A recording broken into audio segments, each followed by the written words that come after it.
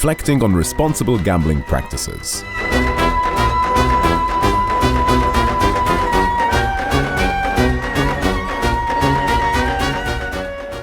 Good morning, everyone. I hope you have a lovely day. First of all, welcome to Budapest and welcome to our first panel discussion. I'm going to discuss about a very interesting topic, the reflection on responsible gambling practices.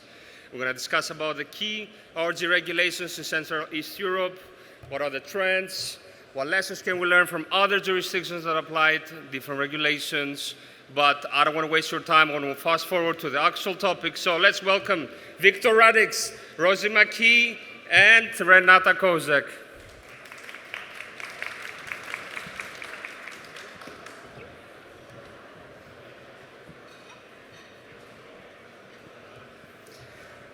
Let's start with Viktor. Let's start with you, Viktor. Please let us know, what do you think are the key trends in 𝐂𝐤𝐧𝐧𝐞𝐭 regulations in the Central Eastern Europe region? Good morning, everyone. Thanks, Christos. So first, let me also welcome everyone in Budapest. This is my hometown. You are a little bit unlucky with the weather. This is somewhat unusual what we have this heat wave now. I'm a lawyer active in Hungary and Poland, Slovakia, Czechia, and Romania are also the countries over which I have some overview in terms of regulatory frameworks. So whatever I say, I say from the perspective of these countries. The trends in the region is very promising. If you put this into a perspective of time, of like 5 or 10 years, the progress have been amazing. And the progress have been twofold. First, if you are talking about responsible gambling, obviously the effectiveness of whatever measures we have in place depends on how these measures can be enforced. And this leads us to the question of channeling. Whether there are licenses, whether the operators are licensed, the gray market or the unlicensed market is not there. And in the last 10 years or 5 years, let's say, from this perspective, the region has developed a lot. Monopolies, the era of monopolies are over. Probably all countries do have open licensing systems, save for obviously Poland with the mutual betting, where still a monopoly applies, but everyone expects that to cease very soon. And Hungary with the online casino, which is linked still to the land-based casinos. But otherwise, licenses are available, and more international operators enter the market on a license basis, with ensuring that whatever responsible gambling measures are in place, they can be effective. And this is the second part, what measures are in place and what are the trends. In the countries which I have overview over are all do have the standard international responsible gambling practices. Let it be the identification of the players, for example in Hungary, the ID identification, or the different registries of problem gamblers, either it's a self-exclusion or exclusion by any health services. Also the advertisements, the restrictions of advertisements. It's still not the Western European way, but some restrictions in each country apply. The alcohol-like restrictions, and also, of course, the protection of the minors. So everything is there, which I would say standard in an international way. And talking about trends, let's have a glimpse on the future, which way to go forward. Licensing still, I expect them to grow, better licensing conditions and more appealing for the players. And in terms of the player protection measures, the region always follows the Western European patterns. So if we look at the Netherlands and Italy, where, for example, this full restriction of gambling advertisement is now in place, we can expect something similar happen in the region. If you look at the UK, where this affordability check is very hotly debated and is a topic, rightfully, then we can expect the same issues or same questions arrive to these countries, to the region in a couple of years. So altogether, looking at the past and expecting the future, this is probably my take. Thank you, Viktor. You touched a delicate subject about the actual changes that are happening lately, especially in the Balkan markets. And what better to discuss about Bulgaria, guys, right? That happened quite recently. And I think there's no better person in our panel discussion than Rossi to give us a summary of the key changes in RG regulation about Bulgaria and how do they enhance, how do they enforce the actual customer protection. Yes, good morning, everyone. My name is Rossi McKee, founder of Responsible Gaming Foundation. In the same time, I'm working on the B2B and B2C side as an entrepreneur. Your question, Chris, is very, very interesting because in Bulgaria, back in 2015, we started working on responsible gaming measures implemented and enforced by the gambling law. But up to just a few months ago, the regulations were pretty broad. The framework was pretty broad and did not impose a specific stricter practices meant and tailored toward the player and safety protection. Back in May this year, the government swiftly implemented a new regulatory framework that was intended to enforce further player protection measures, and it implemented a total advertising ban on gambling activities throughout all of the public media. So at the moment, the only way to advertise is through outdoor billboard advertising and potentially sports sponsorship activities, which allows a lot of funds to be channeled towards sports in one side. On the other side, apparently, operators are suffering from the opportunity to promote their business in alternative ways. Anyway, player protection is getting extremely important in Bulgaria, and especially after the wide opening of online gambling after the COVID. At the moment, probably there are about 24, 25 online gambling licenses in Bulgaria, and the market is pretty competitive. Player protection is becoming really more and more important as a topic for discussion. We're expecting with the new regulation to have also technical requirements and technical tools implemented through a platform that currently is being developed and under works with the regulatory body. So at the beginning of 2025, we're expecting that these player protection tools will be implemented, and all of the operators will have a mandate to get their systems hooked to this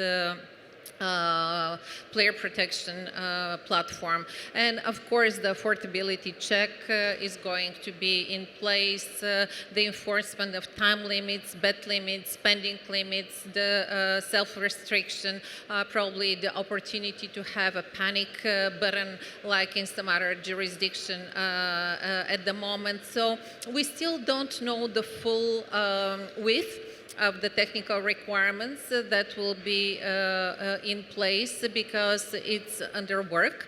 Hopefully the operators will be able to participate in the discussion and see how this is going to develop and undergo. I just wanted to mention that with the Responsible Gaming Foundation that was founded back in 2015, actually we probably made a step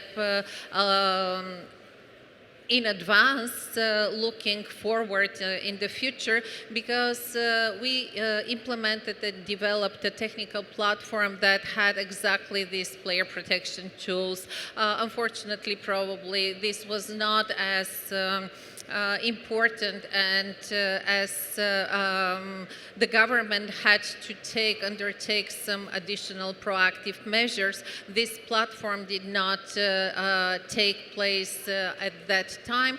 But 10 years later, nowadays, we're witnessing that this trend and implementation of technical means in order to regulate the player behavior and help the players to have awareness of their gambling habits is becoming more and more important. I would like also to mention that we're looking also with the Responsible Gaming Foundation to have with some of the companies analysis of the opportunity to introduce artificial intelligence into the monitoring of the player behavior. And some of the operators and also B2B providers have developed interesting tools using artificial intelligence analysis in order to predict some models that will help the players improve their responsible gaming behavior and B2B also providers. monitor their game. I would say B2B providers have to change a lot. We change our life from one day to the other. And I want to ask, all these changes that are actually happening, how do we incorporate them? How do we incorporate them into the 𝐂𝐤𝐭 compliance into a wider perspective, right? And what are the risk and management strategy? Renata, perhaps you could answer this for us? Yeah, good. Morning, everyone. So I represent LexisNexis Risk, and our experience is providing the full risking infrastructure to gambling businesses. And what we have learned over the years is that when it comes to responsible gambling compliance, it's very important not to silo this process, right? So other than your classic checks on affordability, self-exclusion, monitoring, and KYC, it's important to also leverage alternative data sources and the anti-fraud signals as part of your wider strategy. So if you were to leverage anti-fraud signals, that helps you to boost understanding of returning responsible gambling abusers.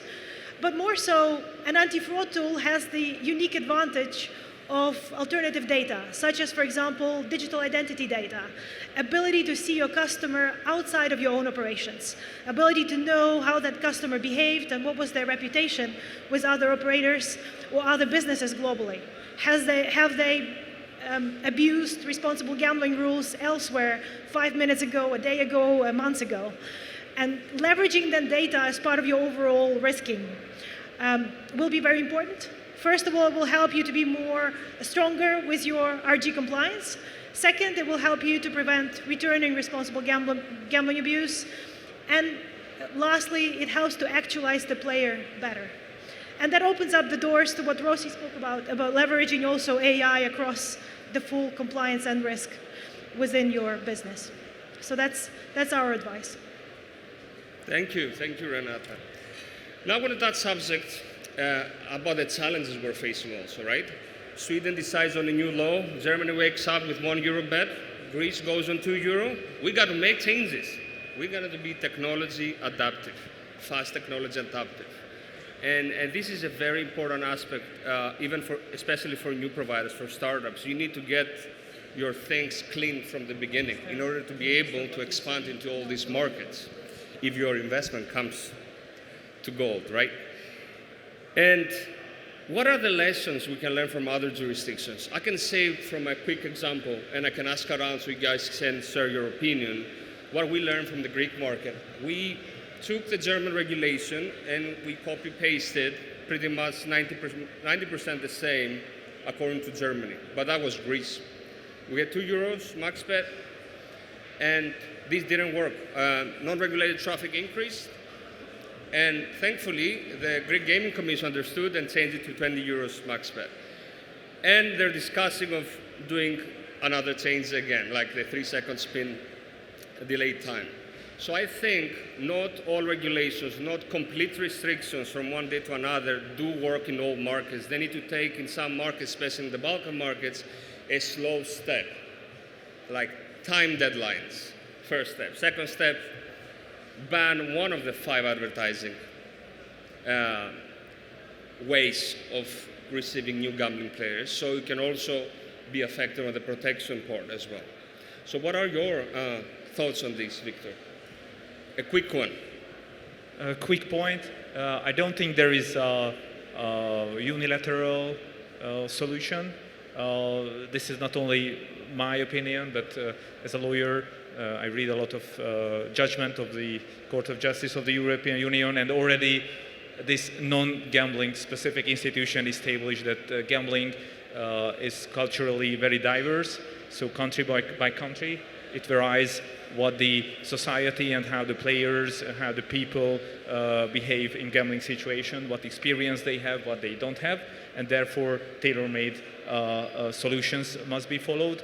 And just quickly referring to how one country copies the other, I just heard in another conference, maybe it was at ICE London, that probably Bolivia took over with a copy-paste the Spanish law on player protection, even including some typos and mistakes which were in the original Spanish text taken.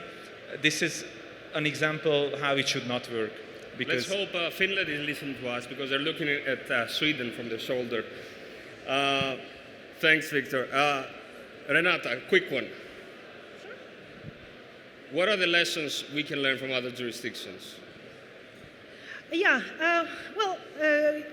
Viktor mentioned Netherlands as being one of the hallmark countries for having implemented a very strict regulation. I live in the Netherlands. I've registered with a casino there. The user experience is awful. I really hope that Eastern Europe does not get as strict as the Netherlands or some of these other jurisdictions. And the universal advice is, speaks towards what I mentioned earlier. Leverage alternative data, know more about the user, and try to adopt as much agility with how you treat each customer within the remit of what regulation permits. Because I would hate to see Eastern European casinos have such a poor user experience as Netherlands now has to do. So the more leeways we can find to treat the customer better, to give them a little bit more flexibility, the better. Okay, thank you, Renata. And Rossi, we'll let you last, as Bulgaria actually did copy some of these changes as well. Well, just a quick one. I think that regulators should be aware that there is no one regulation that can fit all the jurisdictions. So they should look and try to localize. They should look and try to be flexible. They should look and try to obviously use as much as possible the technological tools available nowadays, but you cannot just take the framework, the regulatory framework from one country and apply it to the other without considering all of the specifics that are relevant for the jurisdiction. I agree. It's just not possible to fit one regulation to the other. We need to think the best for the gambling protection, but at the same time, do not lead that market into non-regulated traffic, because that's drastic. You will see famous influencers advertising non-regulated casinos in markets that are quite big in Europe, and I think we need a better formation of strategy when it comes to these kind of strict regulations. And the simple thing is, when you ban everything, you stop advertising, streamers, everything, don't make the B2B certification side so complex and so lengthy, because you're stopping new traffic to your casinos and possibly leading them to non-regulated traffic, but don't stop new products into the market, because they're going to go to other casinos using VPN, whatever other systems they want to use to go play those games much faster. That was it, guys. I think, and I hope you guys liked our panel discussion. Give an applause to our panelists, and thank you for listening.